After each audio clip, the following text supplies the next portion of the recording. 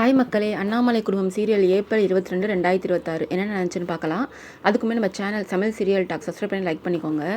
இங்கே வெண்ணிலா ஹாலில் உட்காந்துட்டு யோசிச்சுட்டு உட்காந்துருக்கா. அப்போ அவங்க அம்மா வந்து என்ன தான் வெண்ணிலா நடக்குது, இப்போ தான் அண்ணாமலை அண்ணி வந்து பார்த்துட்டு உன்கிட்ட பேசிட்டு கோவமாக போகிறாங்க. இந்த சாரா வேற வந்து உன்னை பார்த்துட்டு போகிறா. என்ன நடக்குது, என்ன தான் நீ எங்கள்கிட்ட மறைக்கிற, உண்மையை சொல்லு அப்படின்னு சொல்கிறாங்க.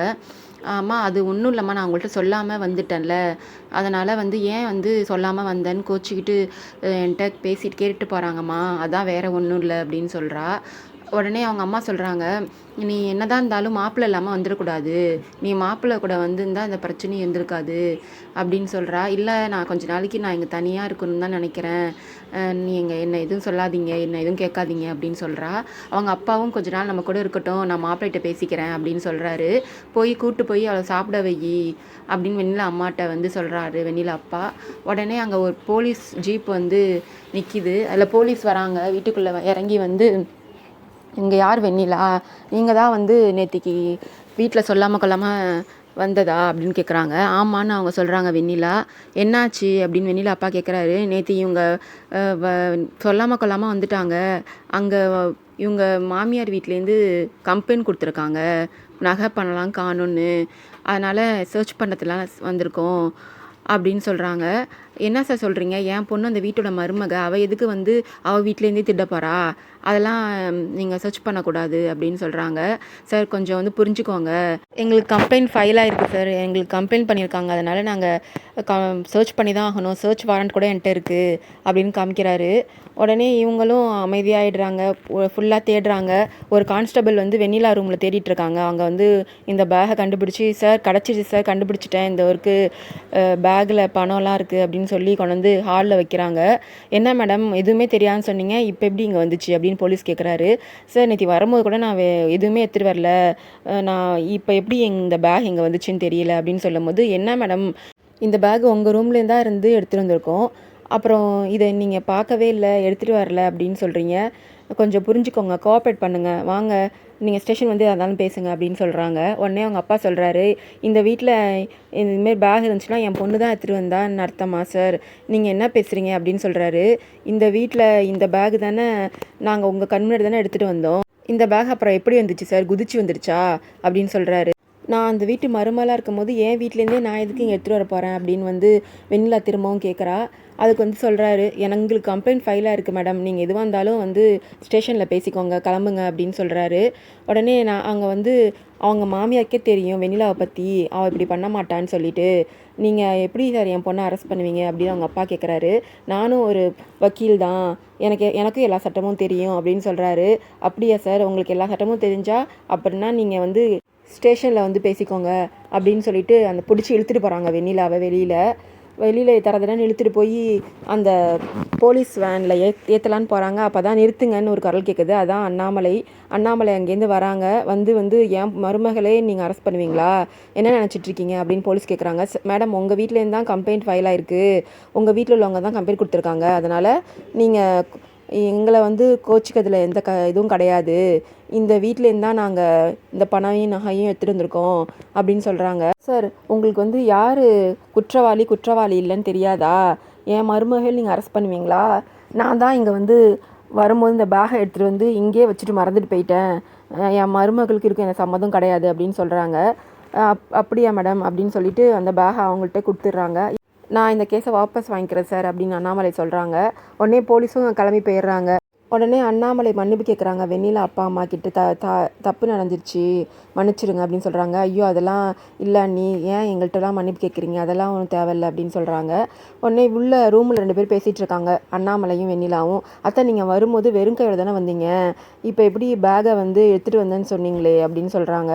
உனக்கு புரிய வைக்கணும் தான் நான் அப்படி சொன்னேன், நீ வந்து முதல்ல என்ன நடக்குது உன்னை சுற்றின்னு நீ புரிஞ்சுக்க அப்படின்னு சொல்லிட்டு அங்கே அவங்க ரூம்லேயே வந்து அண்ணாமலை அவங்க ஃபோனை வச்சுட்டு போயிருக்காங்கல்ல, அதை எடுத்துகிட்டு வந்து காமிக்கிறாங்க.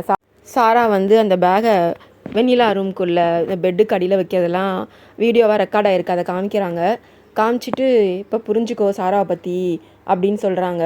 உடனே அத்தை என்னது இது அப்படின்னு இவங்க பார்த்து வீடியோவை பார்த்து மலைச்சி போய் நிற்கிறாங்க. நீ வந்து நான் என்ன சொன்னாலும் புரிஞ்சிக்கல, இப்போயாச்சும் புரிஞ்சுக்கிட்டியா அந்த சாராவை பற்றி, அவள் வந்து எப்படிப்பட்டவன்னு அப்படின்னு சொல்லி அண்ணாமலை சொல்கிறாங்க. புரிஞ்சுக்கிட்ட அத்தை, அவள் எப்படிப்பட்ட ஏமாத்துக்காரின்னு புரிஞ்சுக்கிட்டேன் அப்படின்னு சொல்லி சொல்கிறா. நீ வந்து முன்னாடி எப்படியெல்லாம் இருந்த வெண்ணிலா, ஒரு விஷயம் எது நல்லது கெட்டது அதை எப்படி முடிவு எடுக்கணும்னு ஒரு 5 செகண்டில் நீ வந்து முடிவெடுப்ப, அந்த சொல்யூஷன் எடுப்ப ஒரு விஷயத்துக்கு. ஆனால் அந்த வெண்ணிலா எங்கே போனா, எனக்கு அப்படிப்பட்ட வெண்ணிலா தான் வேணும். அப்படிப்பட்ட துணிச்சனால வெண்ணிலா அதை எங்கே போனா, திரும்பியும் அந்த பழைய வெண்ணிலா தான் வேணும், திரும்ப அந்த வெண்ணிலாவா நீ வா அப்படின்னு சொல்லி அவளுக்கு என்கரேஜ் பண்ணி பேசுகிறாங்க. நான் நல்லாவே புரிஞ்சுக்கிட்டேன், இனிமேல் வருண் எனக்கு தான், எனக்கு மட்டும்தான் அப்படின்னு சொல்கிறாங்க. சரி வா போகலாம் வீட்டுக்கு, இப்போயாச்சும் புரிஞ்சுக்கிட்டே அதையும் சந்தோஷப்படுறாங்க அண்ணாமலை. எனக்கு முக்கியமான வேலை இருக்கத்த, அதை முடிச்சுட்டு நான் வீட்டுக்கு வந்துடுறேன் அப்படின்னு சொல்லிட்டு போகிறாங்க.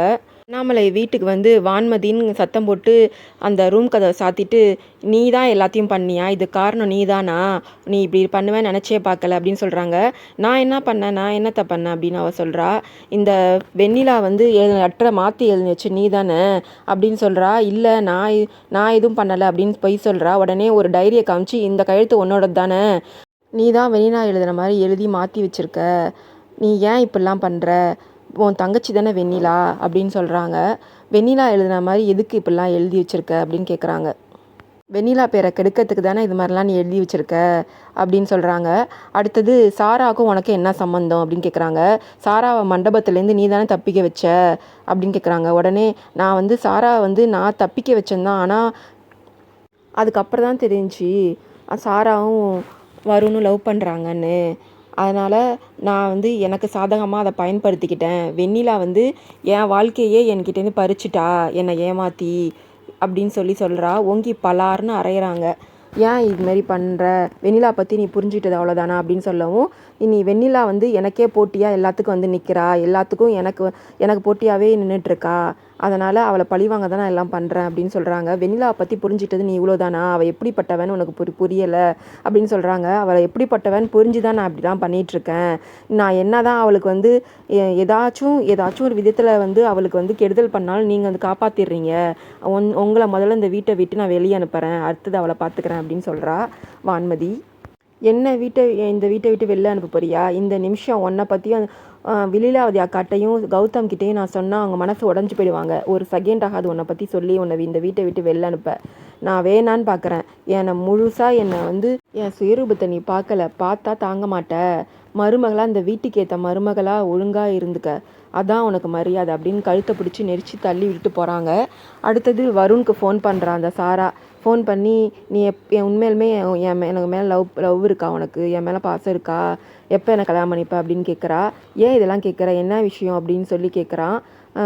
அப்படின்னா நீ வந்து அந்த வெண்ணிலா வந்து எவ்வளவோ நம்புகிற, ஆனால் இன்றைக்கி இந்த வெண்ணிலா என்ன பண்ணா தெரியுமா, என்கிட்டே வந்து அவள் பேசிட்டு போயிருக்கா, அந்த வீட்டை விட்டு போக மாட்டேன்னு சொன்னான், நீ ஆனால் நம்புனியா, ஆனால் என்கிட்டே என்னெல்லாம் இன்றைக்கி வந்து என்கிட்ட பேசிட்டு போனா தெரியுமா அப்படின்னு கேட்குறா. உடனே என்ன பேசுனா அவ அப்படின்னு கேட்குறான் வருண். அதுக்குள்ளே அங்கே வந்துடுறா வெண்ணிலா. நான் சொல்கிறேன் அதை அப்படின்னு சொல்லிட்டு, என் புருஷன் இனிமேல் எனக்கு மட்டும்தான், அவரை இனிமேல் நான் விட்டு தர மாட்டேன், இனிமேல் நீ வந்து என் புருஷனுக்கு ஃபோன் பண்ணக்கூடாது அப்படின்னு சொல்லிட்டு ஃப்ளாஷ்பேக் போகிறா. அப்போ வந்து சாராட்ட பேசினதெல்லாம் யோசிச்சு பார்க்குறா. இது மாதிரி நீ என் புருஷன் வாழ்க்கையிலுமே வராத, உன்னை பற்றி நல்லாவே தெரிஞ்சுக்கிட்டேன், என் வீட்டுக்கே வந்து என் பேரை தப்பாக்கிறதுக்கு பணத்தையும் நகையும் என் வீட்டிலே வந்து வச்சுட்டு போயிருக்க, எங்கள் அத்தைக்கு நீ வந்து என்கிட்ட இவ்வளோ சொடக்கு போட்டு பேசினதெல்லாம் தெரிஞ்சிச்சுன்னா எங்கள் அத்தை உன்னை சும்மா விட மாட்டாங்க, நீ வந்து இந்த நிமிஷத்துல இந்த இடத்துல நிற்க முடியாது, எங்கள் அத்தையை பற்றி உனக்கு தெரியாது, மரியாதையாக எங்கள் வாழ்க்கையை விட்டு வெளில போயிடு, இனிமேல் வருணுக்கு நான் தான், எனக்கு வருண் தான் அப்படின்னு சொல்லி சொன்னதெல்லாம் யோசித்து பார்த்துட்டு வருண்கிட்ட சொல்கிறா. இனிமேல் வந்து அடுத்த பொண்ணுட்டெலாம் என் முன்னாடியே நீங்கள் ஃபோன் பேசக்கூடாது, உங்களுக்குன்னா எனக்கு நீங்கள் அவ்வளோதான், இனிமேல் இவள்கிட்டலாம் பேசாதீங்க, இவள் நல்லவல்ல அப்படின்னு சொல்கிறா.